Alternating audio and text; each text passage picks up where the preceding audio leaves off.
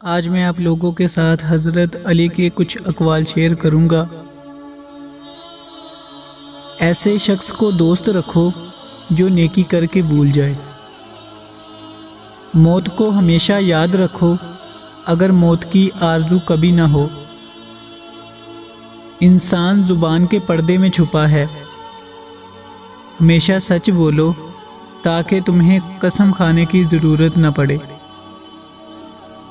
کسی کا دل نہ دکھاؤ، ہو سکتا ہے وہ تمہیں ایسے چاہتا ہو جیسے مرنے والا زندگی کو۔ لوگ دکھ نہیں دیتے، لوگوں سے وابستہ امیدیں دکھ دیتی ہیں۔ اخلاق ایک دکان ہے اور زبان اس کا تالا۔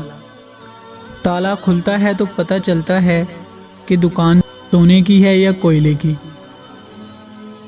اخلاق کی قیمت کچھ نہیں دینی پڑتی، مگر اس سے ہر چیز خریدی جا سکتی ہے۔ اگر لوگ نماز فجر کا ثواب اور فضیلت کو جان لے تو رات کو اس خوف سے سونا چھوڑ دیں کہ کہیں نیند کی وجہ سے نماز نہ چھوٹ جائے۔ اپنا بہترین وقت نماز کے لیے مقرر کر دو، کیونکہ تمہارے سب کام تمہاری نماز کے باعث قبول ہوں گے۔